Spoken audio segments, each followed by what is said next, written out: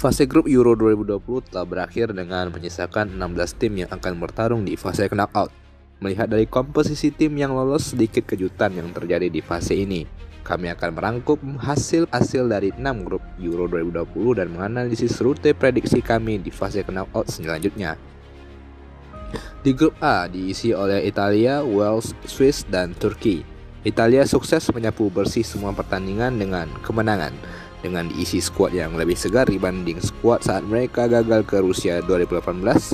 Italia menjadi momok menakutkan bagi tim-tim lawan yang dihadapi sejak Roberto Mancini menangani tim mereka.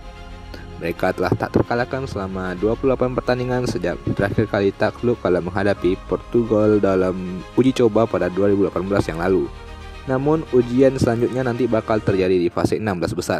Apakah mereka masih dapat bertahan hingga rentetan kemenangan hingga menjadi juara nantinya? Kelolosan Italia diikuti oleh Wales sebagai runner-up dan Swiss sebagai peringkat 3 terbaik. Dilihat dari permainan Wales dan Swiss sebenarnya tak ada yang terlalu istimewa. Keduanya dapat mampu menumpaskan Turki dan berbagi angka kala bersua, namun takluk di tangan Italia. Yang mungkin meleset dari prediksi orang-orang ialah kiprah Turki yang awalnya dijagokan sebagai kuda hitam namun harus pulang lebih awal tanpa mendapatkan poin. Mereka benar-benar babak belur di tangan ketiga negara yang lolos tadi. Di grup B diisi oleh Belgia, Denmark, Finlandia, dan Rusia. Di atas kertas materi pemain dari Belgia lebih mumpuni dibanding ketiga negara lainnya. Wajar bila akhirnya Belgia dapat mampu menyapu bersih kemenangan di semua pertandingan. Yang menarik kala ketiga tim tadi bersua satu sama lain, Finlandia mampu mengalahkan Denmark 1-0. Namun mereka harus takluk dengan Rusia dengan skor 1-0 juga. Di pertandingan terakhir, giliran Rusia yang terbantai 4-1 oleh Denmark. Ketiga tim sama-sama mengumpulkan 3 poin, namun Denmark layak lolos dengan selisih gol yang lebih baik. Denmark dapat mampu bangkit dari 2 pertandingan awal untuk lolos menemani Belgia ke putaran knockout. Grup C ada Belanda, Ukraina, Rusia, dan Makedonia Utara. Ini menjadi turnamen pertama yang diikuti Belanda sejak terakhir saat Piala Dunia 2014 di Brazil. Di edisi Euro 2016 dan Piala Dunia Rusia 2018, mereka gagal lolos. Namun tak bermain di ajang bergengsi tak membuat Belanda hilang konsistensi. Mereka mampu melahap seluruh pertandingan dengan kemenangan. Kelolosan Belanda diikuti oleh Austria sebagai runner-up dan Ukraina sebagai peringkat 3 terbaik. Austria dapat mampu menumpaskan Makedonia Utara dan Ukraina. Ini menjadikan kelolosan pertama Austria ke fase knockout. Sementara Ukraina walau hanya menang saat melawan Makedonia Utara, namun menunjukkan permainan alot kala menghadapi Belanda dan Austria. Untuk Makedonia Utara, sekedar lolos Euro saja sudah menjadi kebanggaan bagi mereka, jadi mereka tetap dapat pulang dengan kepala tegak walau harus pulang lebih awal. Lanjut ke grup D diisi oleh negara-negara seperti Inggris, Kroasia, Republik Ceko, dan Skotlandia. Inggris walaupun lolos sebagai juara grup, namun mereka tidak menampilkan permainan yang istimewa sama sekali. Mereka hanya mampu mencetak 2 gol dari 3 pertandingan. Inggris untungnya tertolong dengan performa lini pertahanan mereka yang tak pernah kebobolan di 3 pertandingan. Namun ini juga menjadi sinyal peringatan bagi mereka kalau menghadapi fase 16 besar yang bakal jauh lebih sulit lagi. Kelolosan Inggris diikuti oleh Kroasia dan Republik Ceko. Kroasia yang merupakan finalis Piala Dunia 2018 yang lalu menentukan kelolosan di pertandingan terakhir kala mereka melibas Skotlandia. Sementara Republik Ceko lolos sebagai peringkat 3 terbaik. Sebenarnya di awal turnamen kami memprediksi Skotlandia yang bakal setidaknya menjadi peringkat 3 terbaik, bukan Ceko. Namun performa Skotlandia tak seperti harapan yang dibumbungkan.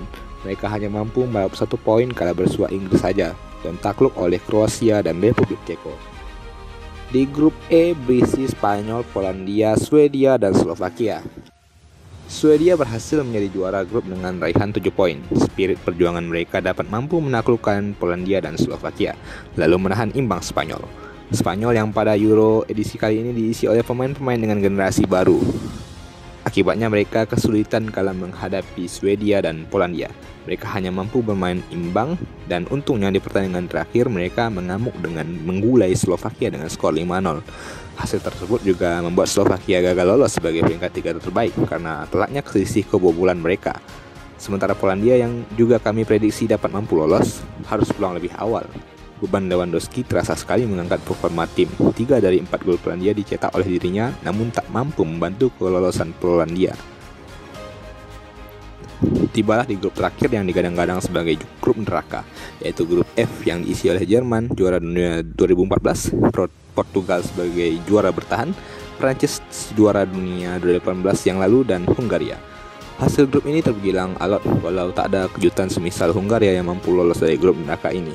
Namun kredit tetap diberikan kepada Hungaria yang mampu menahan imbang Prancis dan Jerman dan menahan Portugal hingga 80 menit sebelum mereka dijebol 3 gol di 10 menit akhir pertandingan. Prancis mampu lolos sebagai juara grup, diikuti Jerman dan Portugal sebagai peringkat 3 terbaik. Mirip seperti edisi 2016 yang lalu. Apakah Portugal bakal juara lagi? Kita tunggu saja performa mereka nantinya di 16 besar. Secara khusus sebenarnya Prancis berbeda dibanding edisi Piala Dunia 2018 yang lalu. Secara permainan bahkan lebih menonjol Jerman dengan permainan atratif. Secara teori, ketiga tim memiliki peluang untuk juara tahun ini. Namun negara-negara besar masih banyak tersisa untuk merebut trofi Eropa di bulan Juli nanti. Masuk ke fase 16 besar, kami akan menganalisis peta kemungkinan juara Euro 2020 nantinya. Belgia bakal berjumpa Portugal. Dilihat dari skuad, secara materi dua tim ini berbeda.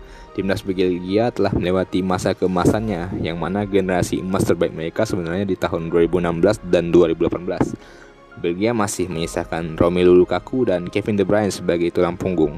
Sementara Portugal baru akan memasuki fase generasi emas mereka dengan pemain-pemain seperti Bruno Fernandes, Bernardo Silva, Ruben Dias, Diogo Jota, dan Joao Felix. Cristiano Ronaldo sebagai mentor bakal memimpin generasi emas Portugal ini, namun dirasa sulit bagi Portugal untuk lolos kali ini. Maka prediksi ialah Belgia yang bakal menangkan pertandingan. Selanjutnya Italia menghadapi Austria. Secara teori, Italia bakal lolos mudah. Lanjut ke Prancis menghadapi Swiss. Swiss ini bakal memberikan perlawanan sengit. Kemungkinan extra time juga bisa terjadi. Namun Prancis tetap favorit untuk menangkan laga ini. Lanjut ke Kroasia menghadapi Spanyol. Dilihat sebenarnya kedua tim ini imbang dengan segala kelebihan dan kekurangan mereka. Kroasia kemungkinan bakal dapat memberikan kejutan, namun Spanyol dirasa dapat mengatasi hal tersebut. Kemudian ada Swedia menghadapi Ukraina. Kedua tim ini sama-sama menjadi kuda hitam di turnamen ini. Dilihat dari kemungkinan yang bakal terjadi, Swedia yang bakal lolos, karena Ukraina yang masih terlihat angin-anginan di fase grup. Kemudian duel big match antara Inggris dan Jerman. Lihat dari rekor pertemuan, Jerman jelas unggul. Inggris pun juga tidak dalam performa terbaik selama gelaran fase grup. Sepertinya Inggris bakal terdepak lebih dulu dan Jerman yang bakal lolos. Lanjut ke Belanda menghadapi Republik Ceko. Dengan kesempurnaan Belanda, maka mereka dapat mengatasi Ceko. Namun tak bisa juga dijadikan patokan, karena Ceko ini tim yang misterius. Ceko bakal memberikan kesulitan bagi Belanda nantinya. Lanjut ke Denmark menghadapi Wales. Dalam pertandingan ini kemungkinan yang lolos adalah Denmark. Sulit melihat Wales bakal menang. Namun magis 2016 yang membawa mereka hingga semifinal kemungkinan juga bakal memberikan suntikan semangat bagi mereka. Memasuki 8 besar. Bila prediksi tadi dilanjut, maka Belgia akan menghadapi Italia. Di fase ini sepertinya Belgia bakal tunduk atas kedikdayaan Italia. Lalu lanjut ke Prancis menghadapi Spanyol. Dilihat dari kedua tim, Prancis masih lebih mumpuni dibanding Spanyol dan terseok-seok. Lalu Swedia menghadapi Jerman. Swedia sepertinya hanya akan sampai di fase ini. Jerman bakal terus melaju hingga semifinal. Lalu terakhir ada Belanda menghadapi Denmark. Sepertinya Belanda yang akan lolos dari pertandingan ini. Memasuki semifinal, Italia menghadapi Prancis. Match yang bakal seru, kemungkinan lanjut ke extra time bahkan adu penalti. Namun sepertinya Italia yang lebih gahar lolos ke final dibanding Prancis.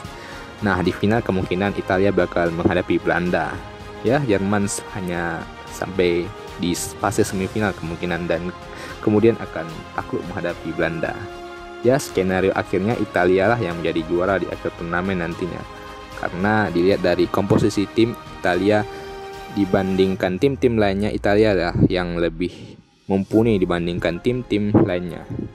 Dan sepertinya mereka bakal menjadi juara Euro pada tahun ini. Analisis tadi hanya sekedar prediksi kami saja. Penentuannya tentu performa dan hasil di atas lapangan nantinya. Tentunya tim yang akan menjadi juara ialah tim terbaik di Eropa nantinya.